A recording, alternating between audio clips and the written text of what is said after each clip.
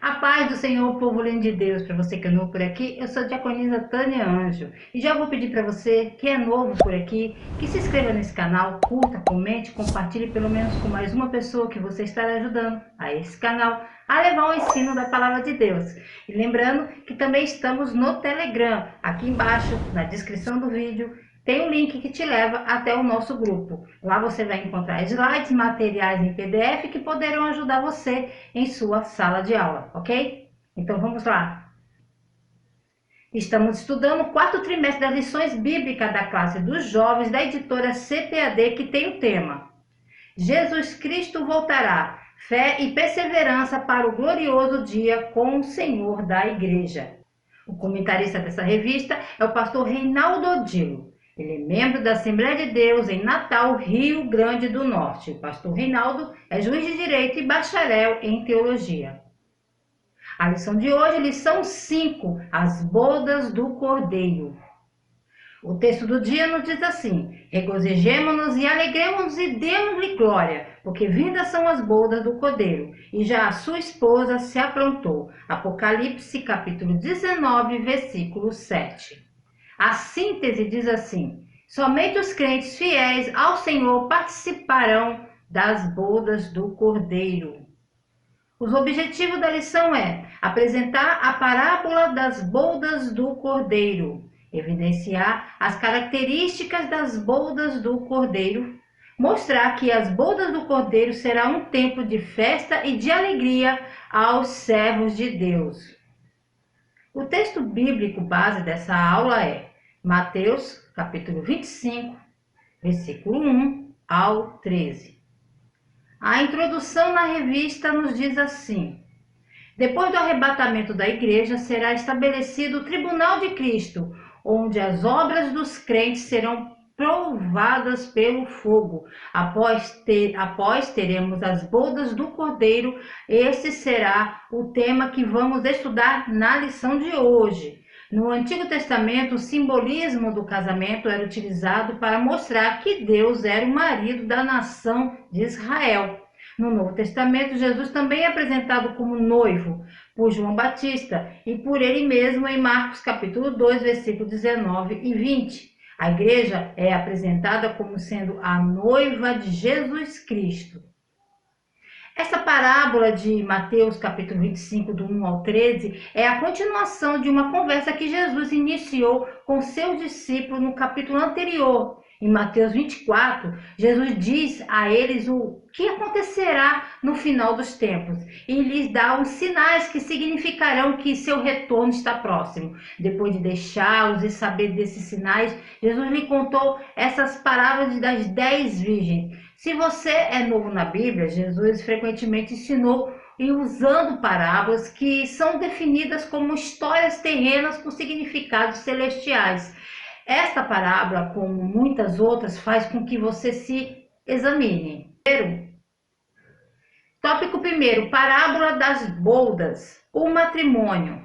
Nos dias de Jesus, o casamento judaico era celebrado de maneira bastante distinta do que acontece na atualidade do Ocidente. O casamento tinha início com o noivado, quando um acordo formal era assinado e o noivo pagava o dote à família da noiva. Geralmente era o amigo do noivo que fazia a negociação e levava o pagamento. Depois o noivo vinha buscar a noiva na casa dela e então os nubentes saíam em um cortejo. A noiva era acompanhada por damas de honra que carregavam lamparinas acesas até a casa do noivo, onde acontecia um jantar em celebração. Em geral, essa comemoração durava até 7 dias. Jesus, um excelente professor, tomou um exemplo na continuação do sermão profético de Mateus 24, a celebração do casamento, para falar a respeito da sua vinda repentina. O mestre disse que o reino dos céus será semelhante às 10 virgens que, tomando as suas lâmpadas, saíram ao encontro do esposo. Embora vestidas a caráter para o cortejo do matrimônio, suas lâmpadas à mão, Jesus declarou que 5 das virgens não eram prudentes, pois lhe faltou o azeite, símbolo do Espírito Santo. para seguir até o fim do cortejo. Precisamos estar preparados até o fim, pois não sabemos a hora em que o noivo virá. Eu vou deixar aqui em cima na descrição do vídeo um link de uma aula em que eu já fiz, que descreve bem esse casamento da época em que Jesus está citando aqui, tá ok? Bom, essa não é toda a história, mas é o suficiente para servir de introdução. O fundo é um casamento oriental, no qual o noivo e não a noiva é o centro das atenções. Nos casamentos orientais, é o noivo que arca com todas as despesas do casamento, o que parece um pouco mais justo do que o nosso sistema, onde o pobre do pai da noiva tem que pagar a conta por entregar sua filha a outro homem. O casamento eram sempre realizados à noite e era costume o noivo ir à casa da noiva e levá-la ao casamento. À medida que caminhavam pelas ruas, encontravam seus convidados em vários pontos do percurso. A história do Nosso Senhor, das 10 donzelas e a história de um grupo assim esperando pelo noivo. Lembremos-nos que foi dirigido àqueles que vivem no tempo intermediário entre a primeira vinda do nosso Senhor e a segunda. Só terá valor para nós se permitirmos que seja autobiográfico, se nos reconhecermos em algum lugar dessa história. A intenção é claramente descrever um elemento de vigilância que é vital e essencial. Se perdermos o foco, seremos incapazes de esperar sua vinda como ele deseja. As virgens. As 10 virgens estavam aguardando o noivo. Todas carregavam suas lâmpadas e estavam vestidas de acordo com o evento. Porém, somente 5 delas eram prudentes e levaram uma reserva de azeite suficiente para o acaso de o noivo tardar a chegar. Jesus estava ensinando a respeito da necessidade de estarmos preparados para o encontro com ele todos os dias da nossa vida, pois não sabemos quando esse encontro se dará.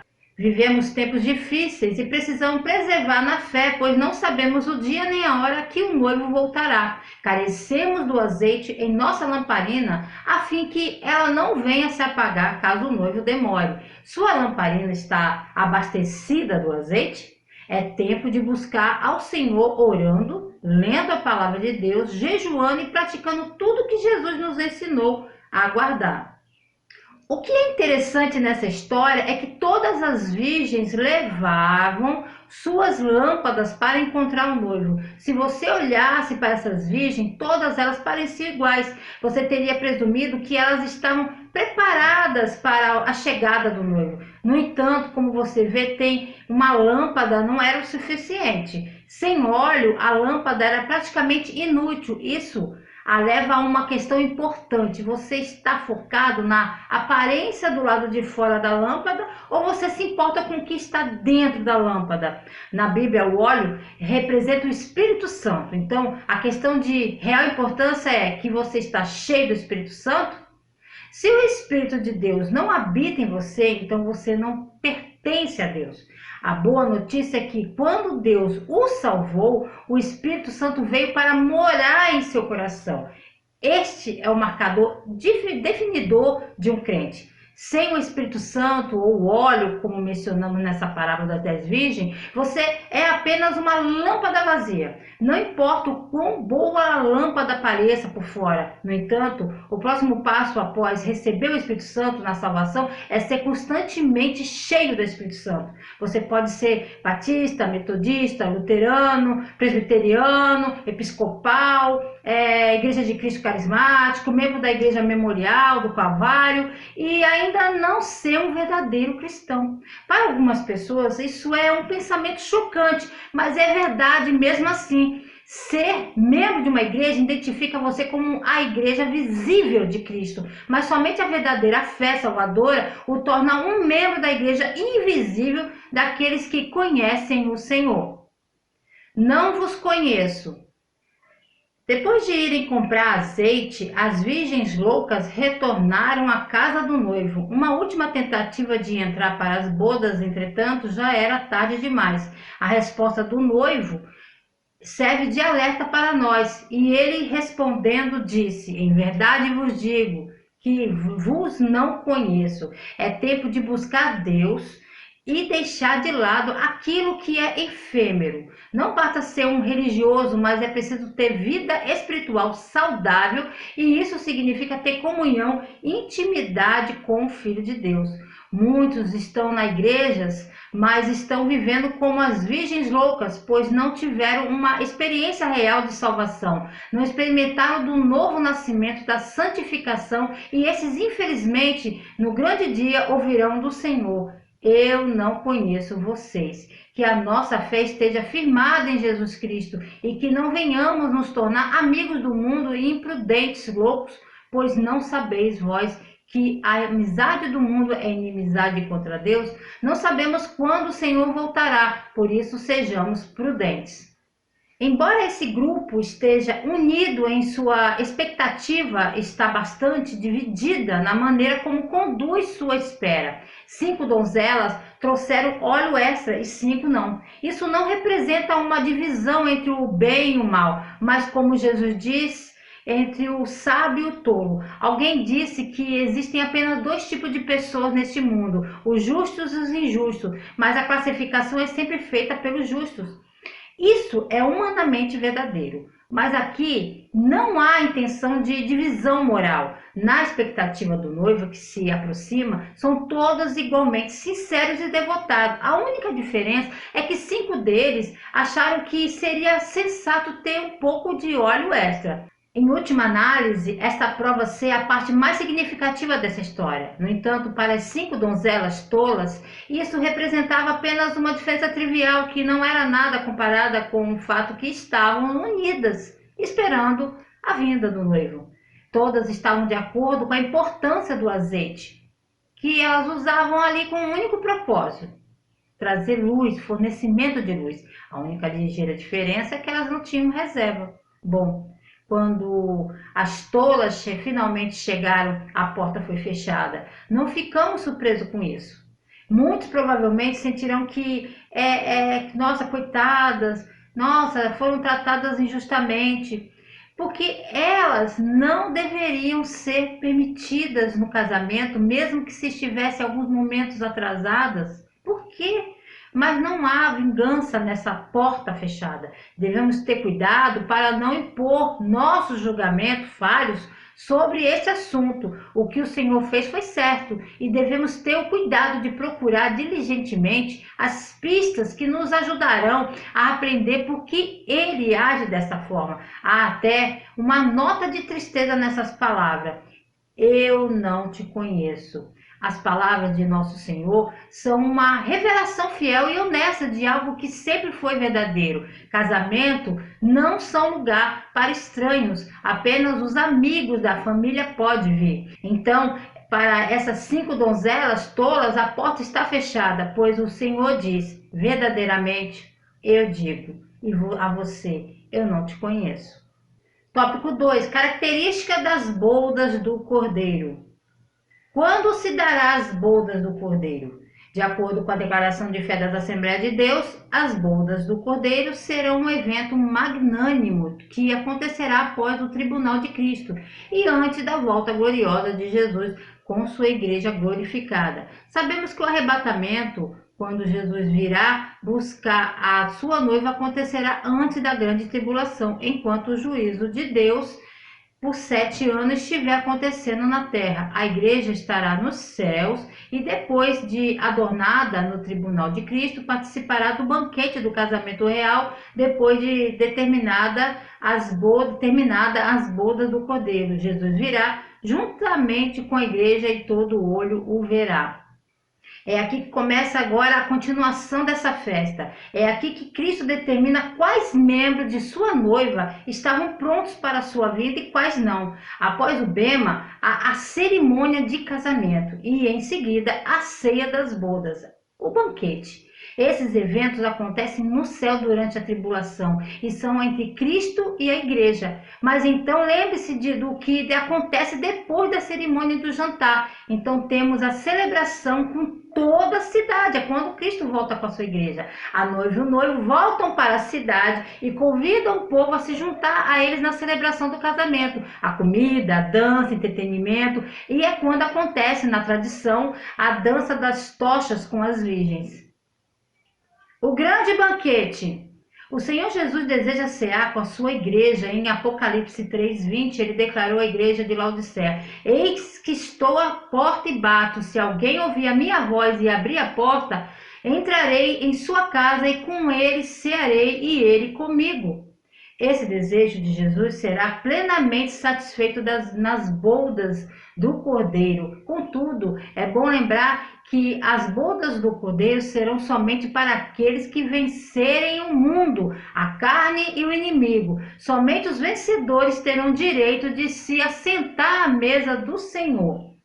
A ceia de casamento, ou a ceia do cordeiro, né, no caso aqui, dependendo da tradução, é a celebração que ocorrerá em alguns momentos durante o fim dos dias, quando aqueles que passarão a eternidade no céu celebrarão a união com Jesus para sempre. Os crentes são simbolizados pela noiva e Jesus é o noivo.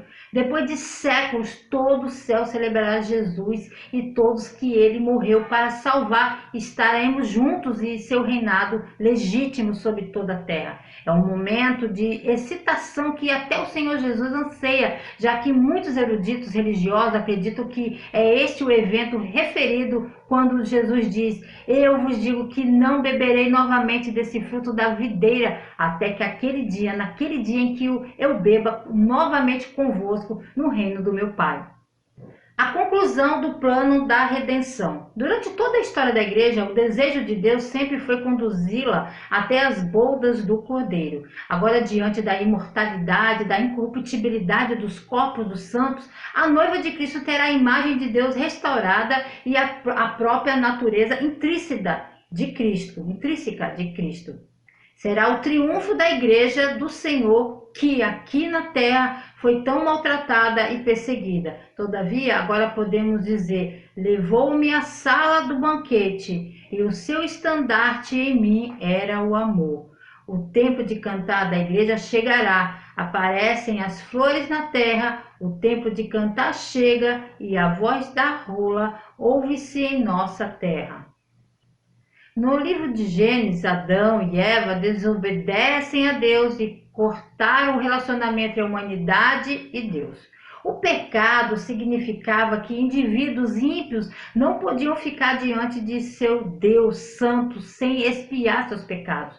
Pela fé, muitos ao longo dos séculos passaram a ter um relacionamento com seu Senhor, e após a morte e ressurreição de Jesus Cristo, o homem teve acesso direto a Deus e não mais precisou de se sacrificar para expiar seus pecados. Apenas arrependimento sincero. Aqueles que amam o Senhor querem se reunir com Ele. O cristão um dia encontrará seu prazer final no momento em que ele consumar todas as coisas.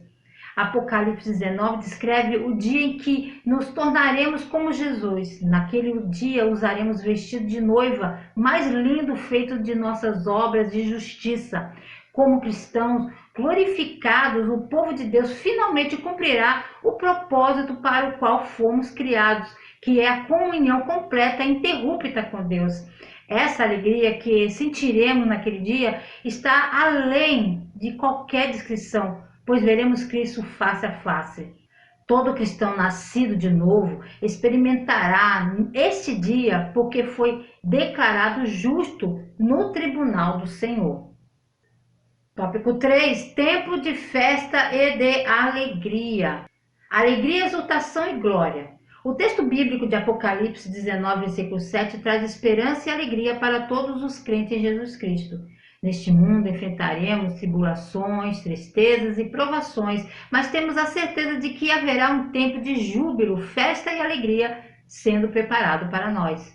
Regozijemo-nos e alegremos e demos-lhe glória, porque as vindas são as bodas do Cordeiro e já a sua noiva se aprontou. Nesse texto temos dois verbos de ação. O primeiro é regozijar, que é o grego kairó, e segundo é alegrar, no grego agaliao.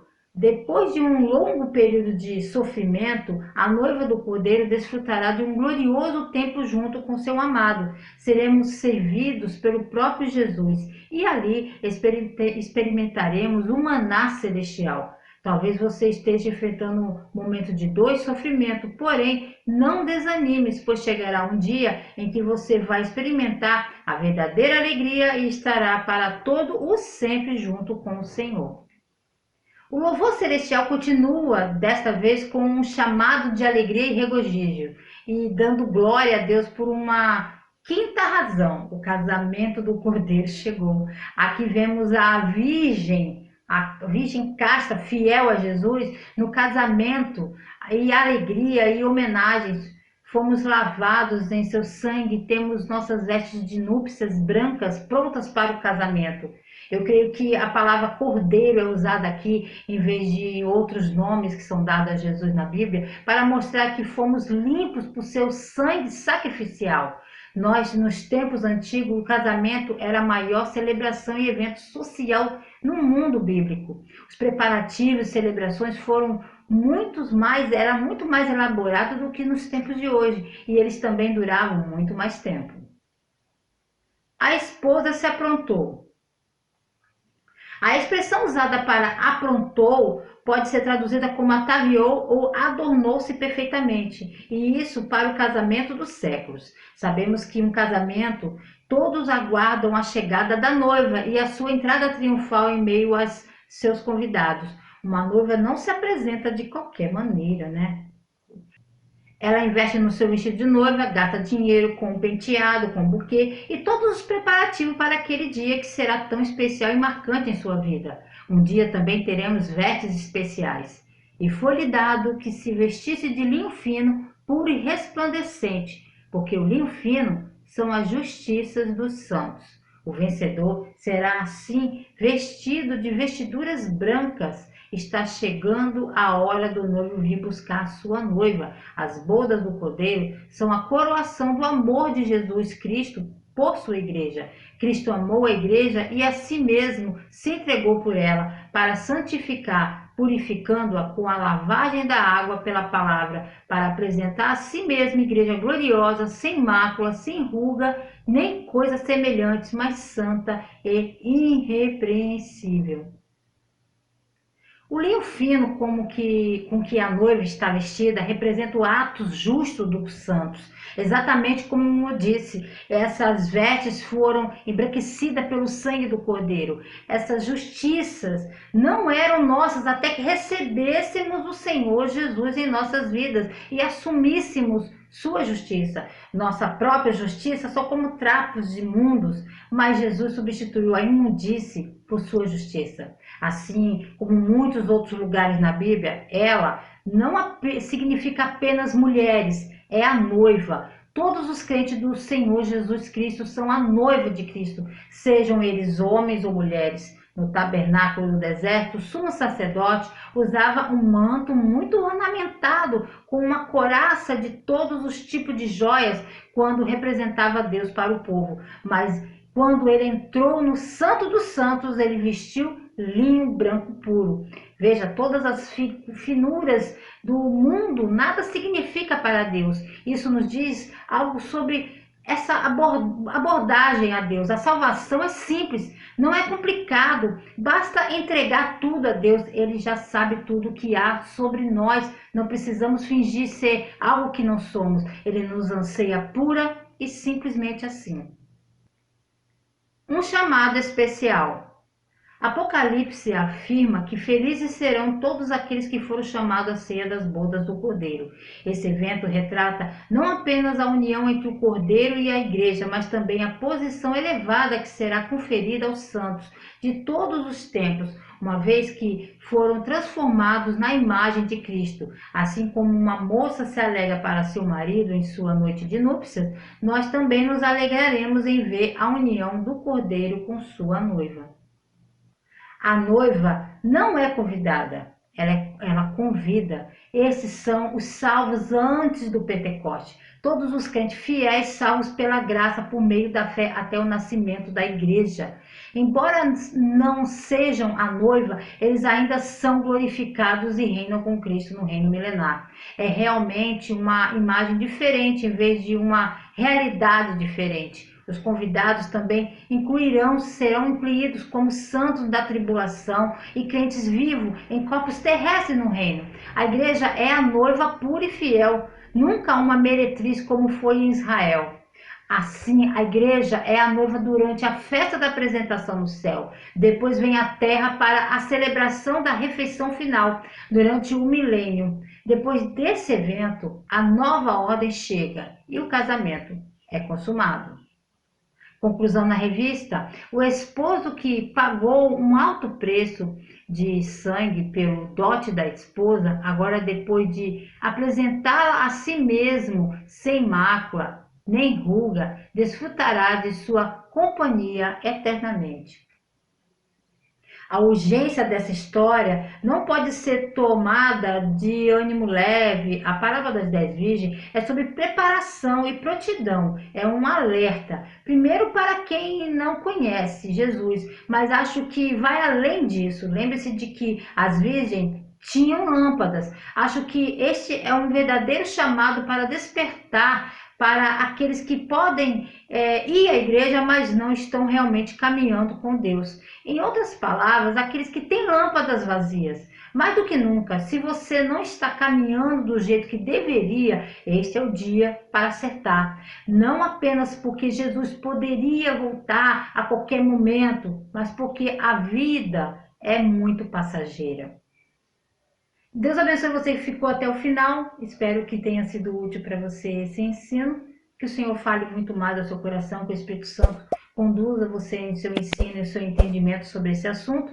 Querendo o Senhor, se ele não voltar, estarei de volta aqui em mais um Resumo EBD. A paz do Senhor a todos.